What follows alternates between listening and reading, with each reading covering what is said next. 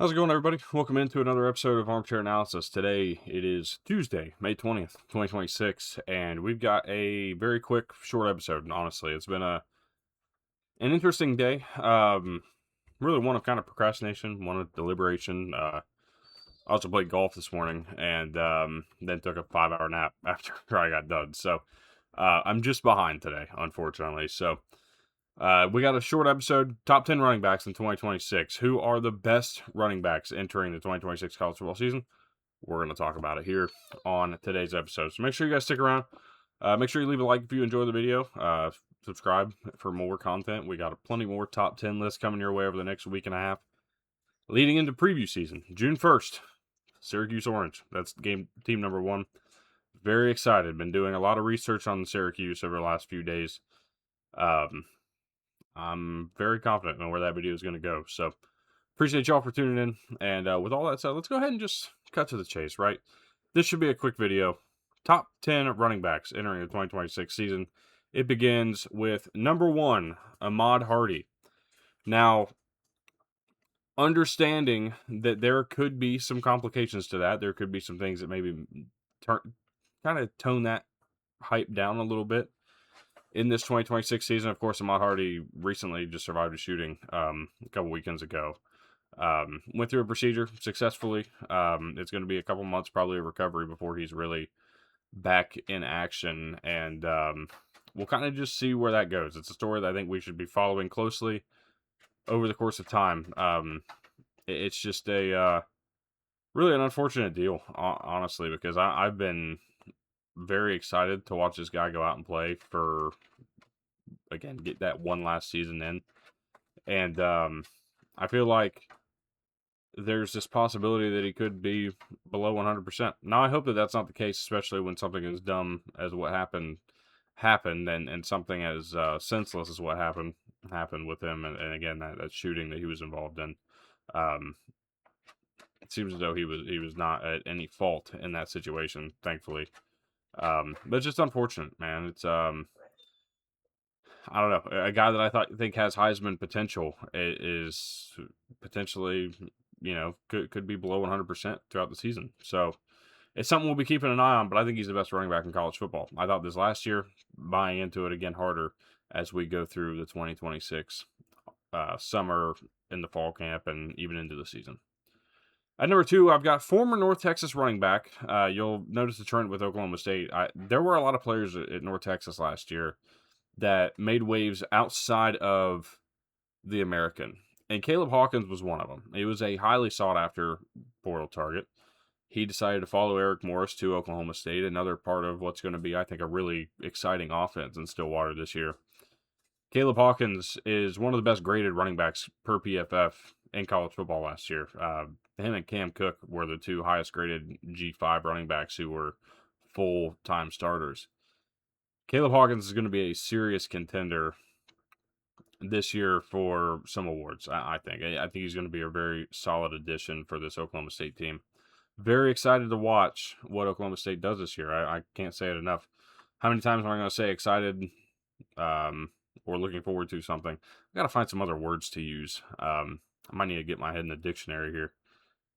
Nonetheless, Caleb Hawkins is a player that a lot of people, if you don't already know who he is, you're going to learn who he is over the course of this season, especially Big 12 fans. Number 3 is Kewan Lacey. I thought he was the best running back in the SEC last year, and I don't know that I buy that it was overly close. If I look at some of the numbers that I had in front of me, I don't really see anybody who even was close to matching. Nate Frazier had decent grades, but the numbers didn't match up to what Kewan Lacey did.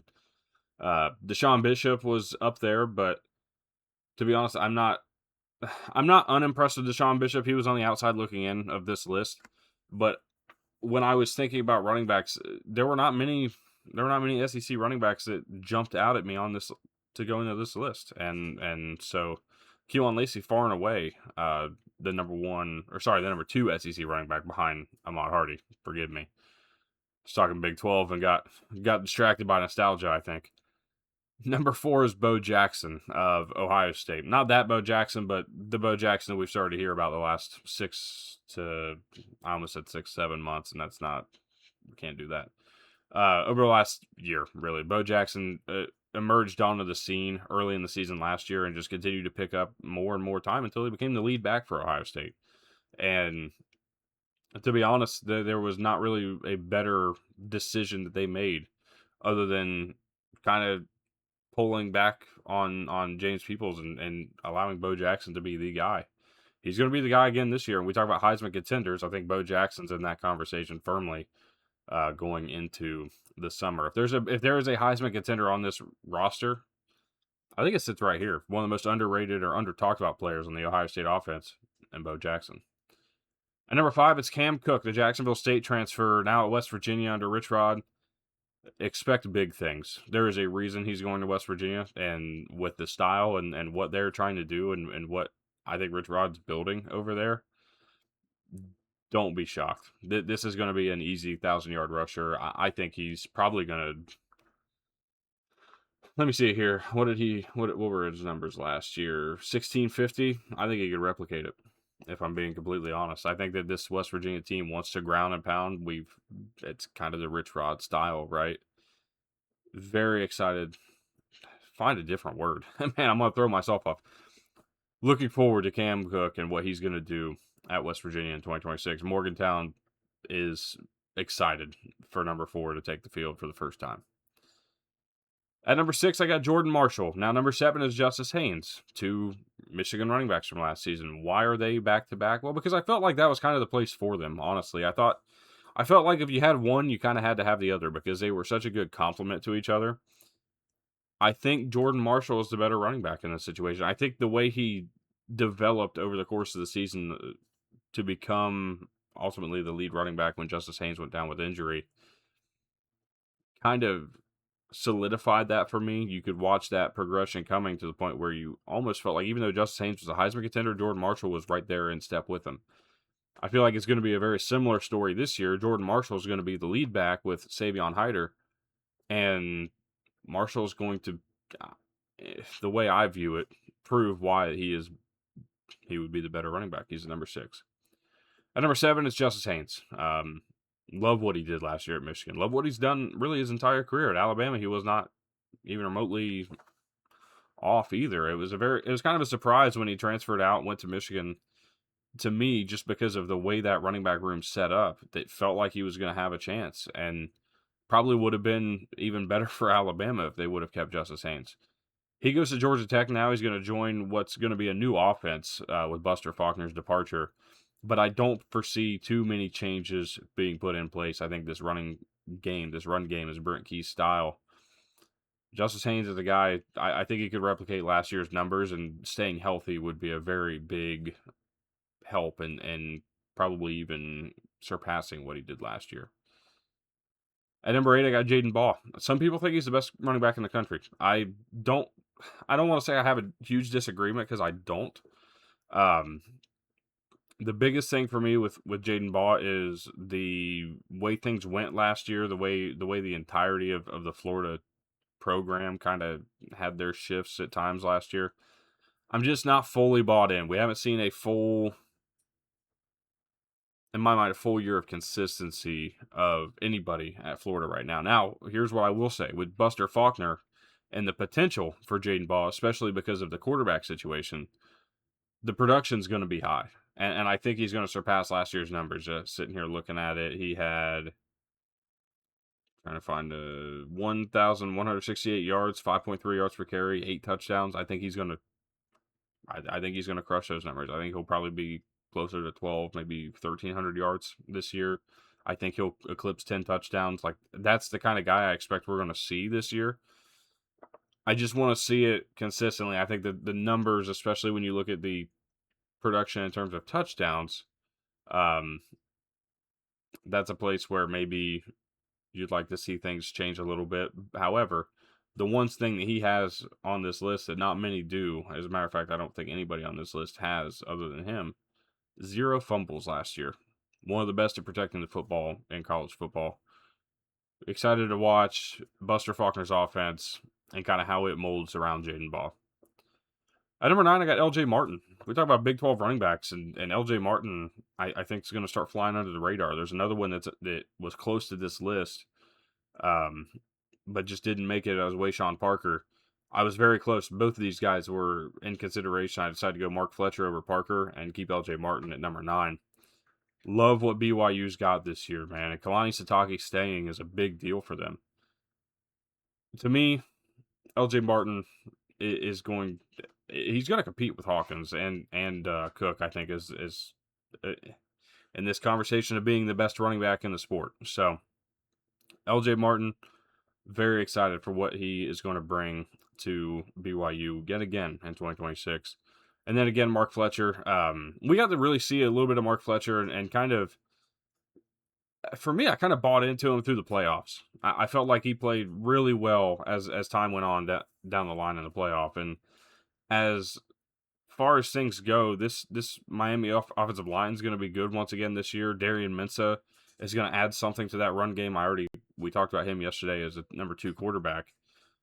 He's going to add something to his run game that you have to account for. It's going to create problems. It's going to create lanes for Mark Fletcher to really, I think, have a, I don't want to say he'll eclipse that production from last year, but I think he will. I think he'll be in a very good position just simply because of the athleticism that's at the quarterback position.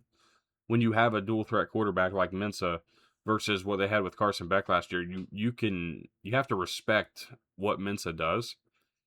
It's going to open up things. I'm almost said it again.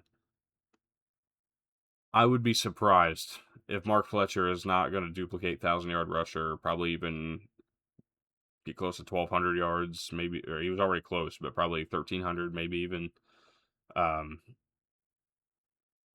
He's going to be a big part of this offense this year, and it's going to open again. I just think that the changes that happened at Miami, especially on offense, are going to open up a lot more for him. So Mark Fletcher for me at number 10. Guys, we're just on the outside looking in. We've got Jaden Thomas of UNLV. Thought he was the best Group of 5 running back that's still in the Group of 5 this year. Year 2 for Dan Mullen at UNLV is going to be one that I think a lot of people have their eyes on. Kind of what direction are they going to go? No more Anthony Calandria. How do things kind of develop on the offensive side of the football? Expecting them to be yet again a contender in the Mountain West. So Jaden Thomas, my number 1 G6 receiver or running back. Sorry, Wayshawn Parker was my other guy out there. Deshaun Bishop was in the conversation. Trying to think if I'm missing anything else that I was going to throw out there. Honestly, no. Anyways, appreciate y'all tuning in. Top 10 running backs list. This was not my best video, to be completely honest. And usually, if I feel like that's going to happen, I won't post it. I'm going to upload this video today. 1, it's honesty. 2, there's work to do. Still can improve. Tomorrow, we're going to come back with a much better, much more prepared video. I got behind today, and it didn't work out. So the unfortunate thing is that's on me. I need to be better at that. So apologies, but I still appreciate y'all for tuning in. Hope you guys have a good rest of your day. Let me know what you guys would suggest improvement on, or what you guys disagree with in this top 10 list. All that's welcome down in the comments. Make sure you follow us on Spotify if you haven't already. Check us out on Discord and all of our socials that are linked down in the description below. And with all that said, I thank y'all so much for tuning in. Hope you guys have a good rest of your day. And we'll see you tomorrow with our top 10 wide receiver list and another episode of Armchair Analysis.